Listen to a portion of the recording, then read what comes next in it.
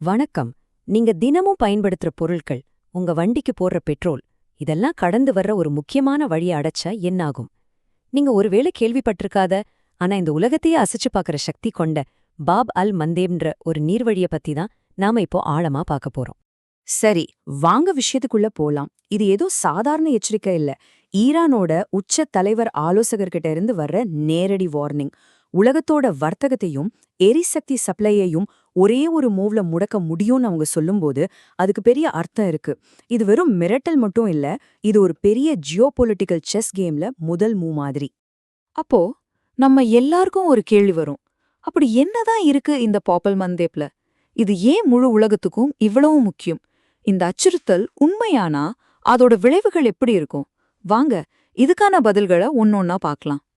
இந்த மிரட்டலோட முழு தாக்கத்தையும் புரிஞ்சுக்க முதல்ல நாம உலக மேப்ப பார்க்கணும். ஏன்னா இந்த மொத்த பிரச்சனைக்கும் மையப்புள்ளியா இருக்கிறது ஒரு சில கிலோமீட்டர் அகலம் கொண்ட ஒரு சின்ன கடல் பகுதி தான். பாபல் மந்தேப்ங்கிறது செங்கடலையும் இந்திய பெருங்கடலோட ஒரு பகுதியான ஏடன் வளைகுடாவையும் கனெக்ட் பண்ற ஒரு ஜலசந்தி. ஒரு பக்கம் யேமன், இன்னொரு பக்கம் ஆப்பிரிக்கா நாடான ஜிபூட்டி. இந்த ரெண்டு கரைக்கும் நடுவுல தான் உலகத்தோட இந்த முக்கியமான நீர்வழி அமைஞ்சிருக்கு. இந்த நம்பரை பாருங்க, வெறும் 29 கிலோமீட்டர். இதுதான் இந்த பிரம்மாண்டமான நீர்வழியோட மிக குறுகலான பகுதியோட அகலம்.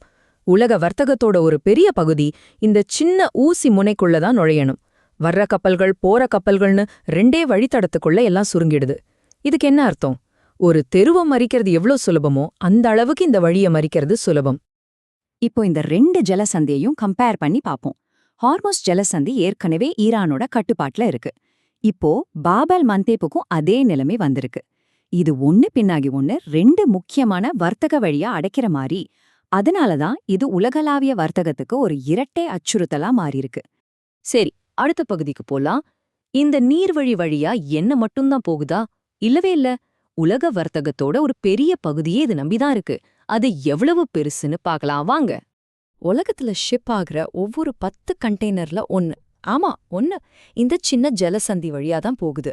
நீங்க வாங்குற ஸ்மார்ட் போன்லேருந்து நீங்க ஓட்டுற காரு வரைக்கும், உங்க வீட்ல இருக்கிற எலக்ட்ரானிக்ஸ் பொருட்கள் வரைக்கும், ஆசியாவிலேருந்து ஐரோப்பாவுக்கு போற முக்காவாசி பொருட்கள் இந்த நீர்வழியை நம்பிதான் இருக்கு. இது வெறும் 10% இல்ல, இது உலகளாவிய சப்ளை செயினோட இதயம். இப்ப வாங்க எரிசக்தி விஷயத்துக்கு வருவோம். 2024ல மட்டும் 4.1 பில்லியன் பேரல் கச்சா எண்ணெய் இந்த வழியா போயிருக்கு. நினைச்சு பார்க்கவே முடியாத ஒரு நம்பர். இது உலகத்தோட மொத்த சப்ளைல 5%. நம்பர் சின்னதா தெரிஞ்சாலும் இந்த சப்ளை நின்னுச்சுன்னா அடுத்த நாளே நம்ம பெட்ரோல் விலையில அதோட பாதிப்பை பார்க்கலாம். ஆனா இதுதான் இதுலயே ரொம்ப முக்கியமான பாயிண்ட். ஒருவேளை ஹார்மோஸும் பாப்பல் மந்தேப்பும் ரெண்டுமே ஒரே நேரத்துல மூடப்பட்டா என்ன நடக்கும் தெரியுமா? உலகத்தோட மொத்த எண்ணெய் எரிவாயு சப்ளைல கால்வாசி, அதாவது 25% அப்படியே நின்னுடும். இது சாதாரண நெருக்கடி இல்ல, உலக பொருளாதாரத்தையே ஸ்தம்பிக்க வைக்கிற ஒரு விஷயம். ஏற்கனவே ஹார்மோஸ் ஜலசந்தி மேல ஒரு அழுத்தம் இருக்கிறதால சவுதி அரேபியா தன்னோட எண்ணெய் ஏற்றுமதிக்கு செங்கடல் பக்கமா இருக்கிற துறைமுகங்களை தான் அதிகமா நம்பியிருக்கு. இதுக்காக அவங்க பயன்படுத்துற பைப்லைன் பாப் அல் மந்தேப்ப முன்னெப்போதையும் விட ஒரு முக்கியமான இடமா மாத்திருச்சு. சரி, இந்த ஆட்டத்துல யார் யாரெல்லாம் இருக்காங்க? அவங்களோட நோக்கம் என்ன? வாங்க பார்க்கலாம். இதுல முக்கியமான பிளேயர் ஈரானோட எதிர்ப்பு அச்சுன்னு சொல்ற ஒரு கூட்டணி. அமெரிக்காக்கும் இஸ்ரேலுக்கும் எதிரான குழுக்களோட நெட்வொர்க் இது. இந்த கூட்டணியோட ஒரு முக்கிய அங்கம்தான் யெமன்ல இருக்கிற ஹூத்தி குழு. புவியியல் ரீதியா பார்த்தா பாப் எல் மந்தேப்போட மிக குறுகலான பகுதியை கண்ட்ரோல் பண்றது இந்த ஹூத்திங்க தான். இது அவங்களுக்கு எவ்வளவு பெரிய பவர் கொடுக்குதுன்னு பாருங்க.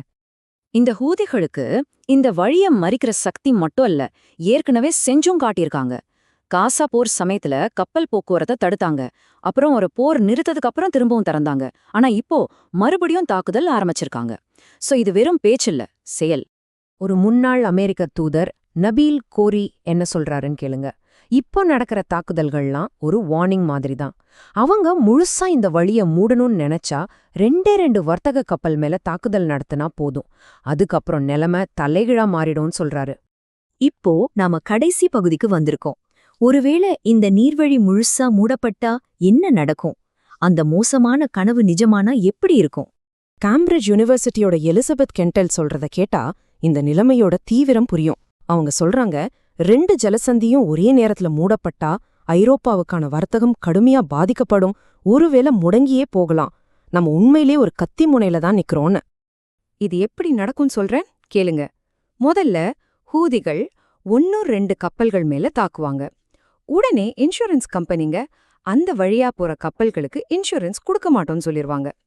இன்சூரன்ஸ் இல்லாம எந்த கப்பலும் ரிஸ்க் எடுக்காது. அவ்வளவுதான், மொத்த வர்த்தகமும் தாவா நின்னுடும். பாத்தீங்களா, 2 தாக்குதல் போதும் உலக வர்த்தகத்தை முடக்க. ஆஹா, நாம இப்போ ஒரு முக்கியமான கட்டத்துல நிக்கிறோம். உலகத்தோட 2 முக்கியமான வர்த்தக பாதைகள் அடைக்கப்படுற அபாயத்துல இருக்கு. இது நம்ம பொருளாதாரம், எரிசக்தி பாதுகாப்புன்னு எல்லாத்துலயும் பெரிய தாக்கத்தை ஏற்படுத்தும். இப்போ கேள்வி இதுதான், கத்தி முனையில நிக்கிற உலக வர்த்தகத்தோட அடுத்த கட்டம் என்ன?